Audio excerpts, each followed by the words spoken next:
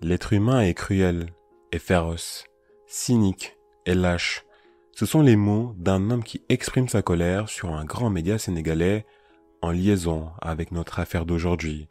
Des faits d'une extrême violence qui poussent à se demander qui sont réellement ces gens qui nous oppriment, nous agressent et nous tuent. Quel narcissisme ou sadisme donne le droit à certains de mettre fin à des vies humaines, autrefois de parfaits inconnus?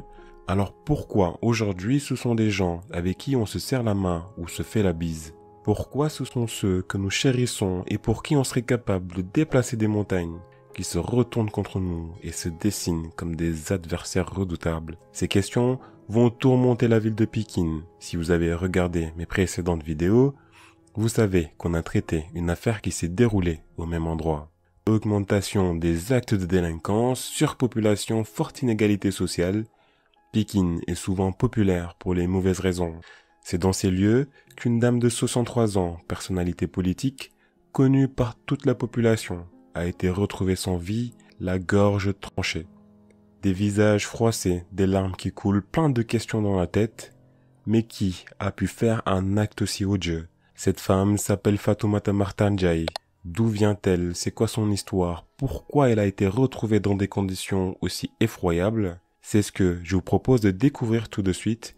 Alors asseyez-vous et faites place à une histoire que les médias qualifient de film d'horreur et avec des rebondissements qui vont choquer tout le Sénégal.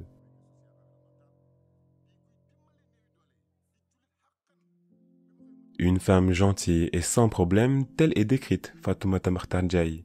Un caractère qu'elle a depuis sa tendre enfance. C'est quelqu'un dont on ne dit que du bien. Elle est née et a grandi dans une grande famille très aimante qui appartient au groupe ethnique des Halpulaar. C'est un groupe issu des Peuls connus pour leur sédentarisation et leur langue, le pulaar. Ils sont particulièrement présents dans le nord du pays. Leur histoire est liée à l'expansion de l'islam et au commerce transsaharien. Au Sénégal, ils ont joué un rôle politique, religieux et culturel majeur. Aujourd'hui, ce groupe fait face à des enjeux liés à la préservation de leur langue et à l'affirmation de leur identité dans une société en constante évolution. Une Halpulaar, mais surtout une fille à son papa. Jamais ce dernier n'acceptait qu'on lève la main sur son enfant, un père pacifiste qui va toujours privilégier le dialogue plutôt que les coups. C'est l'éducation qu'il aura avec tous ses enfants. Profondément attaché à sa mère, les deux vont nouer une très grande complicité.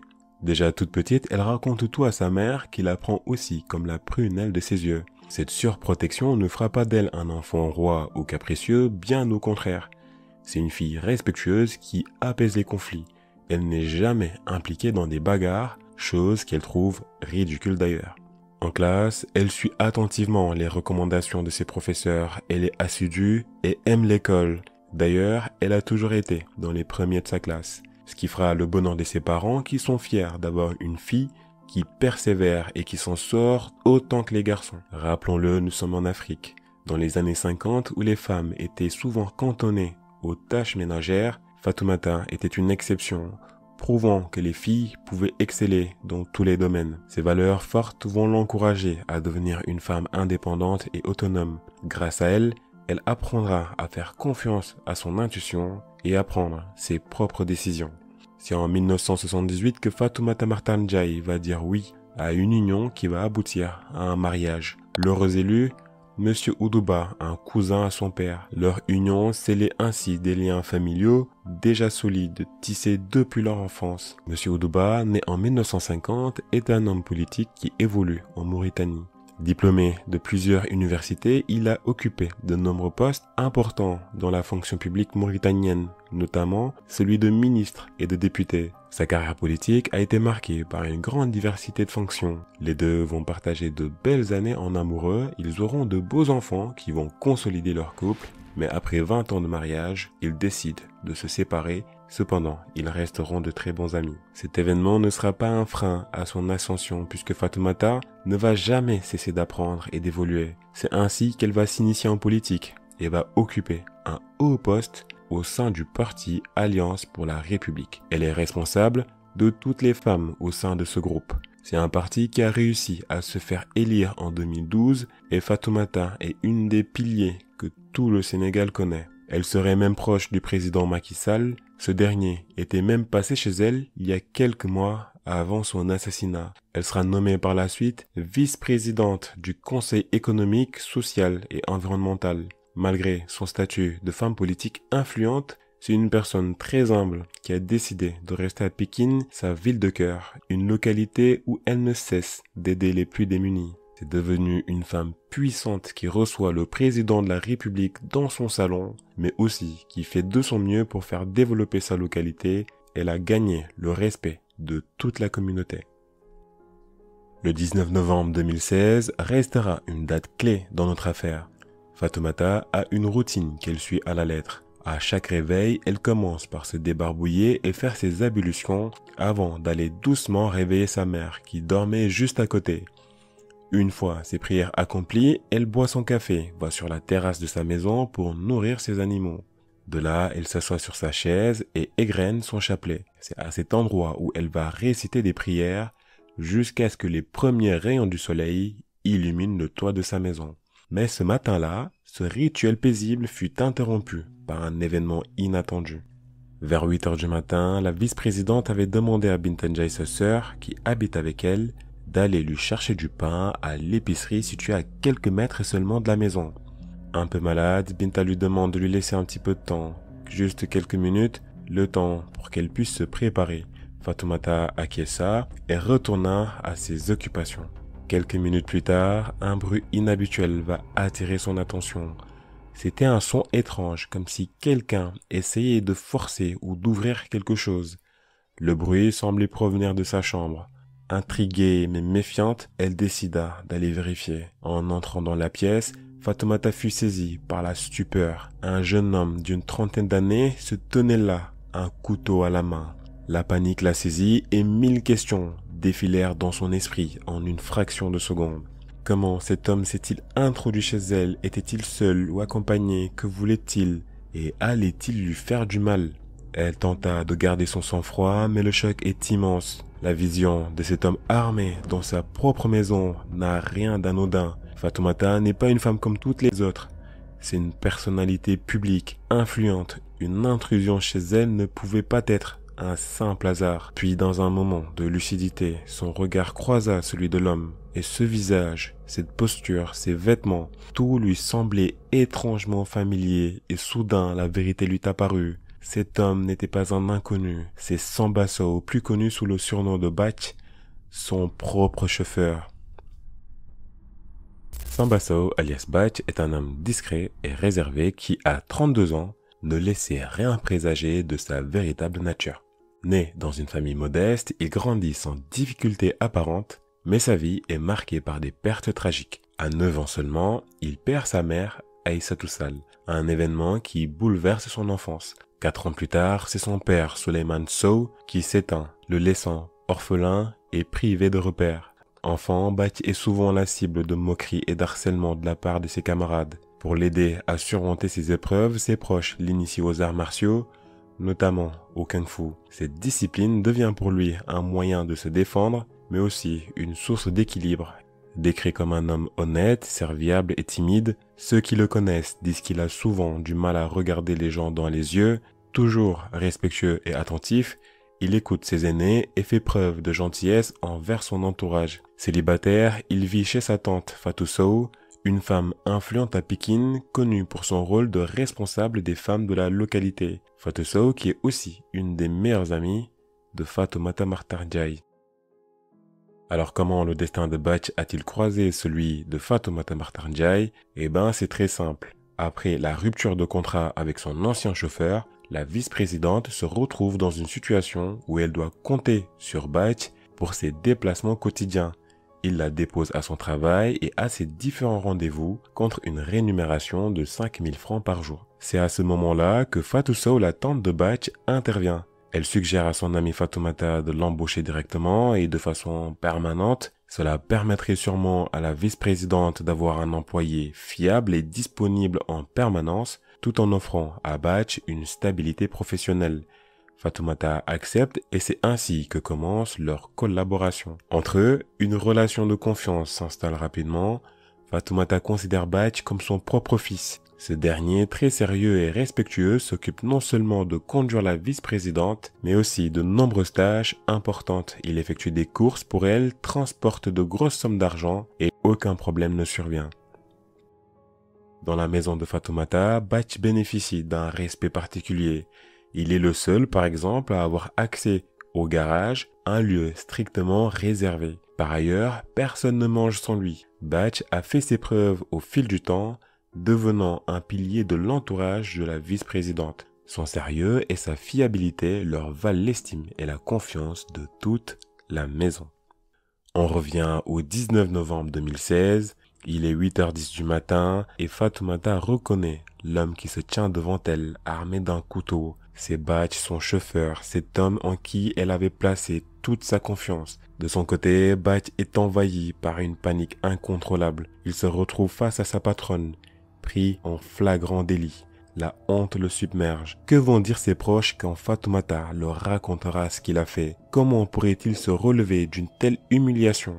Lui, qui a toujours été respecté, va désormais passer pour un voleur. Ses pensées le paralysent un instant, mais très vite son esprit s'embrouille. Il cesse de réfléchir et laisse place à une impulsion tragique. Bach décide d'en finir. Fatoumata est là devant lui. Il serre fermement son couteau et une lutte féroce commence. Face à ce jeune homme de 32 ans, maître en arts martiaux, Fatoumata, âgée de 63 ans, ne peut pas rivaliser. En quelques instants, elle est maîtrisée. Bach, dans un geste brutal, lève son couteau et tranche la gorge de sa victime. Et peu à peu, petit à petit, les mouvements de Fatoumata ralentissent puis cessent complètement. La chambre se transforme en scène d'horreur inondée de sang. À l'extérieur, des bruits de lutte, des hurlements et des objets qui tombent attirent l'attention. Bintanjai, la sœur de Fatoumata, et Amadouba, le fils de la victime, tentent désespérément d'ouvrir la porte de la chambre. Mais Bach s'est barricadé à l'intérieur. La sœur va alors sortir de la maison en hurlant.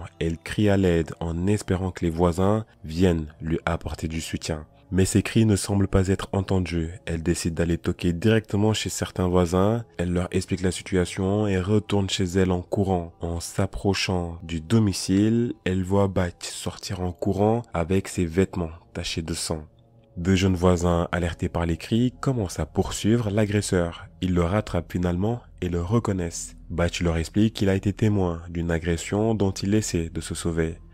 Les deux décident de l'amener à l'hôpital le plus proche, mais l'établissement est fermé en raison d'un événement religieux. Les trois rebroussent chemin vers chez Fatoumata Martanjai, mais Bach profite d'un instant d'inattention pour s'échapper à nouveau. Les deux jeunes, soupçonnant un comportement suspect, reprennent la poursuite. Ils suivent les traces de pas et de sang jusqu'à une maison voisine. Bach est trouvé caché sur la terrasse. Il sera conduit, cette fois-ci directement à la police. De l'autre côté, après la fuite de l'agresseur, Binta sera témoin d'une scène que l'on ne voit que dans les films d'horreur. Son neveu, Amadouba, le fils de la vice-présidente, est à terre. Une lutte acharnée a eu lieu quand elle est partie demander de l'aide. Amadouba est en transe. Il baigne dans son sang. Une plaie ouverte est visible sur une de ses mains. Son cou a été sectionné par un objet tranchant. Il gît au sol dans une mare de sang, presque égorgé. Son pronostic vital est engagé. À côté de lui, un corps sans vie. Le cou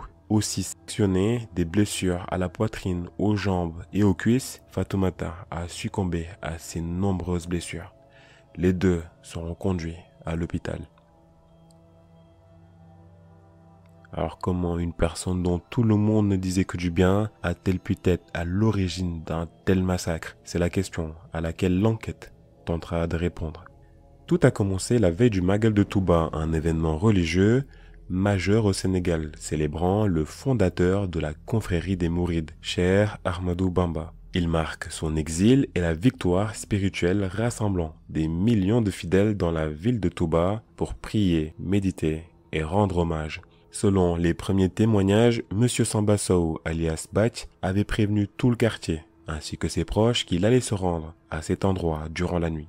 Les proches de la victime racontent qu'il a demandé l'autorisation à sa patronne, qui lui a accordé des jours de repos avec plaisir. Le chauffeur a donc passé sa journée à préparer son voyage.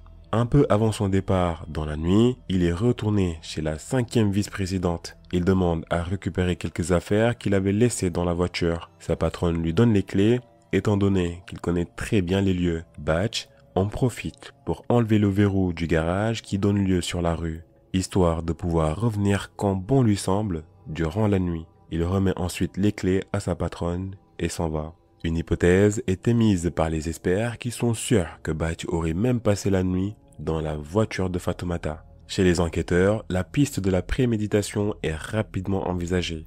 Le meurtrier aurait informé ses proches de son départ afin de se constituer un alibi solide au cas où son plan diabolique aurait réussi. Cela dit, les témoins oculaires ont vu ce dernier, ils l'ont poursuivi et l'ont attrapé. Il a même tenté de mettre fin à la vie d'Amodoba qui lutte toujours pour sa survie. La thèse du mobile financier est rapidement évoquée. Les enquêteurs en sont même convaincus. D'autant plus que la vice-présidente avait demandé à Batch de lui récupérer une somme de 300 000 qu'elle aurait gardée quelque part chez elle. Selon des proches de l'agresseur, ce dernier était également en train de préparer un mariage et qu'il cherchait à financer cet événement. Ces éléments accablants viennent s'ajouter aux preuves qui pèsent contre Batch, qui finira par reconnaître sa responsabilité dans les faits. Inculpé le 24 novembre 2016 pour assassinat, tentative de vol avec effraction et usage d'armes, ainsi que tentative d'assassinat, il sera détenu en prison en attendant son procès. Alors être inculpé ne signifie pas forcément être coupable, car il faut encore qu'un procès détermine la vérité et qu'un jugement soit rendu.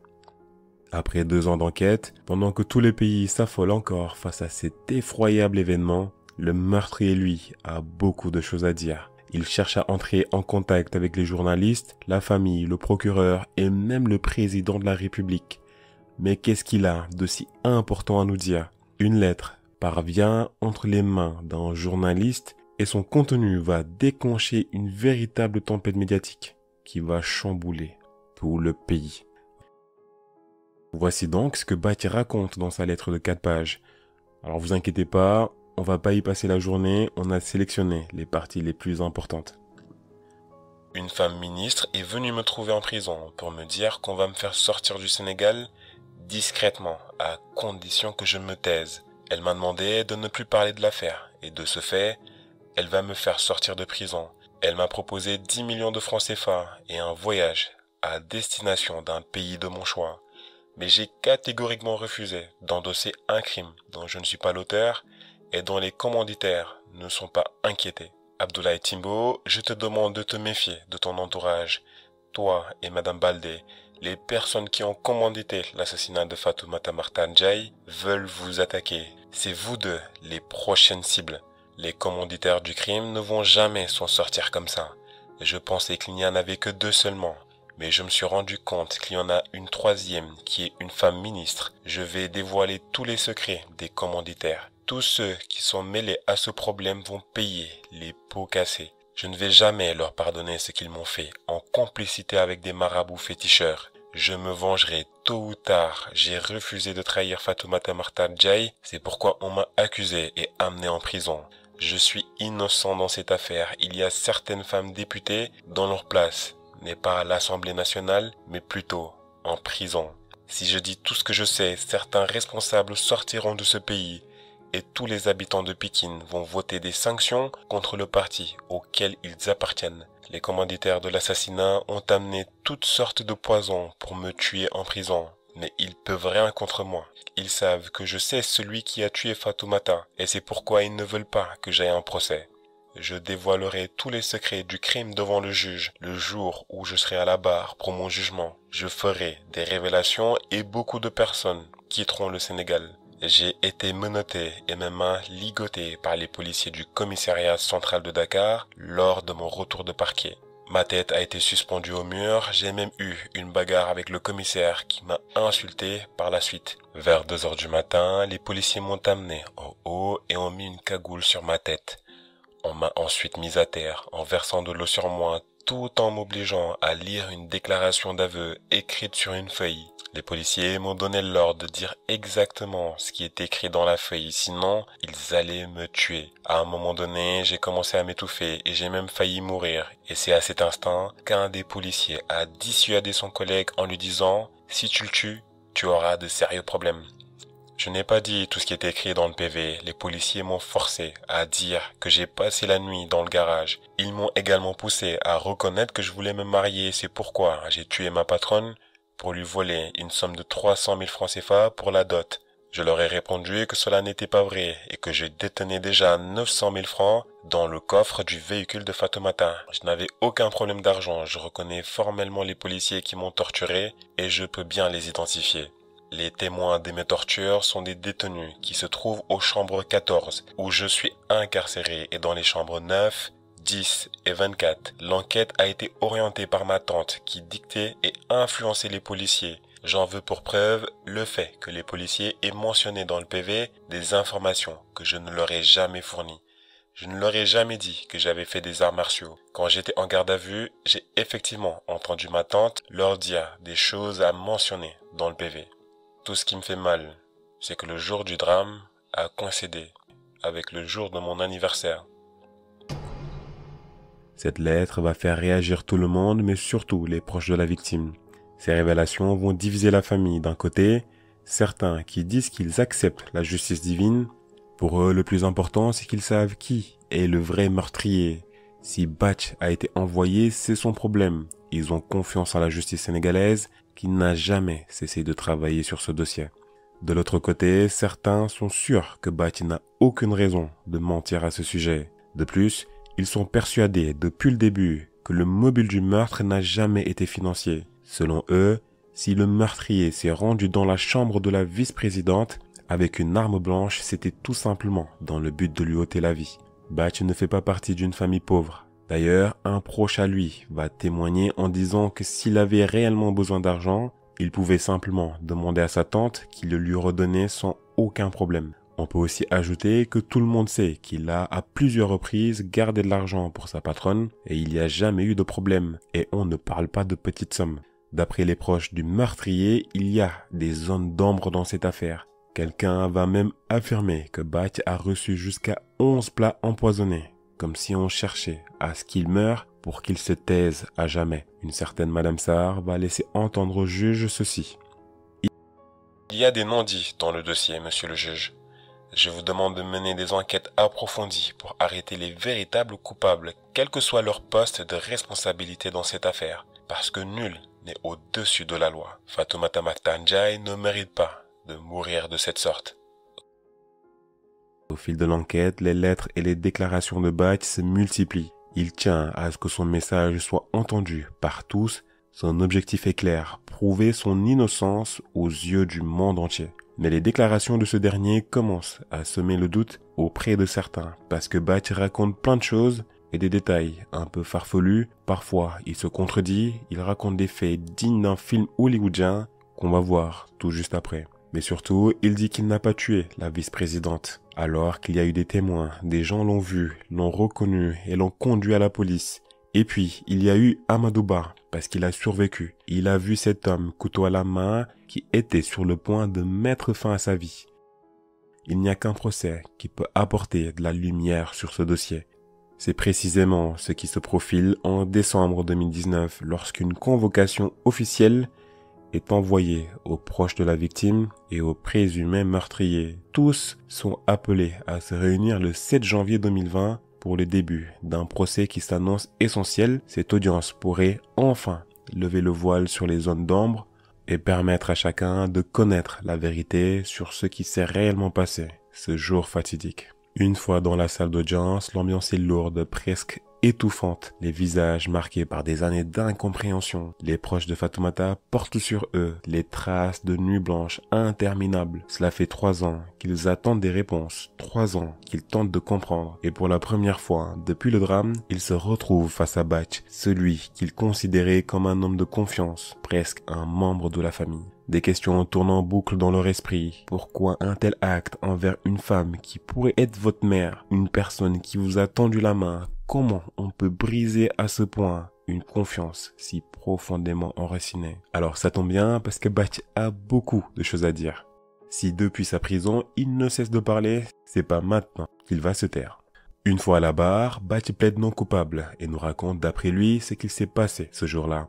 Le 16 novembre 2016, veille du meurtre, Batch va recevoir un appel de sa tante. Elle va lui demander d'aller à la rencontre d'un monsieur dans une station de service. Une fois sur place, le monsieur lui donne un liquide à boire qui lui semble être du lait. Il la boit sans poser de questions. Il continue en affirmant, je cite, « De là, je faisais tout ce qu'il me disait de faire. Il était véhiculé et m'a demandé de le conduire chez la politicienne Seyna Bougueï, puis chez Abdoulaye Timbo et pour finir chez Maïmouna Baldé. Ensuite, il m'a ramené chez lui le jour du crime. Il m'a réveillé de bonne heure. J'étais nu et j'ai vu des traces de sperme sur moi. Il m'a donné ensuite un vêtement à enfiler et j'ai encore bu le contenu d'une autre bouteille. Il m'a donné un couteau et par la suite il m'a demandé de le conduire chez ma patronne. Il a revêtu un djellabé blanc, puis nous sommes partis. Et une fois sur les lieux, je lui ai ouvert la porte. Et au moment où cette dernière sortait de la salle de bain, le marabout a pris le couteau de mes mains et l'a poignardé. C'est là qu'Amadouba a commencé à toquer à la porte.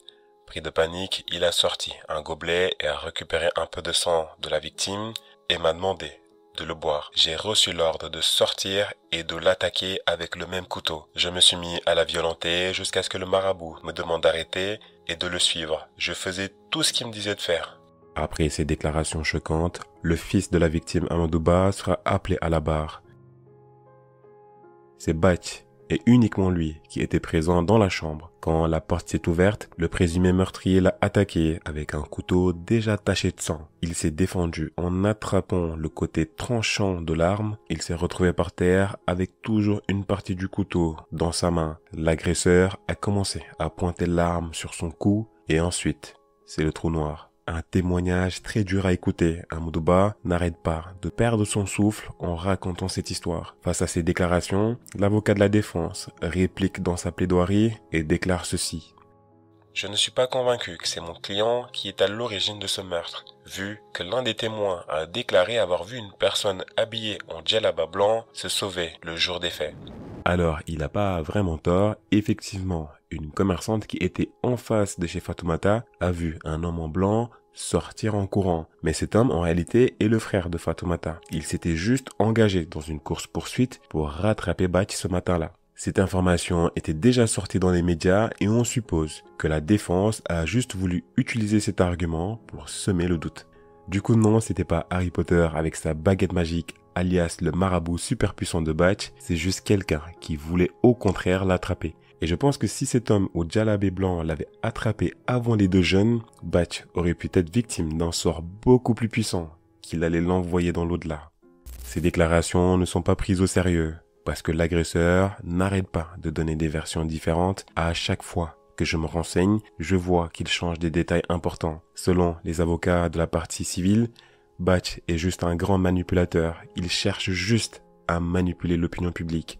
Après délibération, les autorités judiciaires ont rendu un verdict sans équivoque. Samba Sow, plus connu sous le nom de Bach, est officiellement déclaré coupable du meurtre de Fatoumata Mactar Ndiaye, de la tentative d'homicide sur Adama, ainsi que de vol et possession illégale d'une arme. Samba Sow, qui voulait un montant de 300 000 francs pour pouvoir célébrer dignement son mariage, est condamné à la réclusion criminelle à perpétuité avec travaux forcés. En outre, il est tenu de verser à titre de dommages et intérêts la somme de 200 millions de francs CFA à la partie civile ainsi que 150 millions de francs CFA à Amadou Sow, le fils de la victime. Alors si ces gros montants font rêver, ce n'est la plupart du temps qu'une sorte de réconfort moral. Selon un officier retraité de l'administration pénitentiaire, durant 40 ans de service au sein de cette administration, jamais il n'a vu un condamné payer des dommages et intérêts aux ayants droit de ses victimes. Il poursuit en disant « En France, c'est le fonds de garantie judiciaire qui prend le relais pour l'indemnisation des victimes si la personne condamnée n'est pas solvable. Et ensuite, le même fonds se retourne contre le condamné pour tenter de recouvrer les sommes payées à la victime. » Bon, vous l'avez compris, la famille de la victime ne touchera pas grand-chose, mais le plus important pour eux, c'est que justice soit rendue. Et là encore, ils ne sont pas tous d'accord avec le verdict. Selon eux, Bach a donné des prénoms et que ces personnes-là doivent aussi être entendues. Face à de telles tragédies, ce sont souvent les proches qui en souffrent le plus. Et que dire d'un fils qui a vu sa mère rendre son dernier souffle dans des circonstances aussi horribles. 3 ans après le drame, Adama, le fils de Fatoumata, est aperçu au tribunal, un bandage toujours enroulé autour de sa main. Sa blessure physique, autant que mentale, ne s'est toujours pas refermée. Un homme brisé, profondément marqué et surtout traumatisé. Depuis ce jour funeste, il n'a jamais pu remettre les pieds dans le quartier où il vivait auparavant. Même croiser certains proches de sa mère lui est insupportable. Chaque visage familier ravive la douleur de cette journée tragique. Sur internet, un témoignage poignant résume la situation. Je connais Adamaba, un jeune homme courageux et ambitieux qui porte encore aujourd'hui les séquelles de cette tragédie. Le président Macky Sall devrait se souvenir de cette famille fracassée et leur tendre la main pour les aider à se relever de ce terrible décret divin. Il n'est malheureusement pas le seul à souffrir. Certains proches ont du mal à terminer les interviews, les yeux noyés de larmes. Les mots qu'ils essaient de prononcer sont à peine audibles, mais l'émotion, elle est palpable. Cette douleur, cette tristesse se ressent dans chaque silence. Mais on peut dire qu'aucun d'entre eux n'a été épargné et que tous, à un moment ou un autre, ont été profondément déçus et blessés par cette histoire sordide. Une tragédie qui laissera une empreinte indélébile, hantant les âmes pendant encore des années. Et pour finir, si une personne dont on ne disait que du bien est capable de faire un acte aussi horrible, alors est-ce que vous connaissez réellement les personnes que vous côtoyez au quotidien?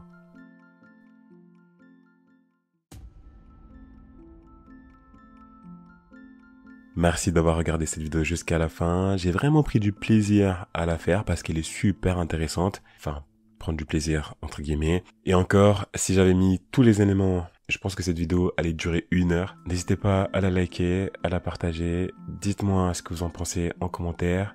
Et petit moment ASMR, faites attention à vous. Prenez soin de vous.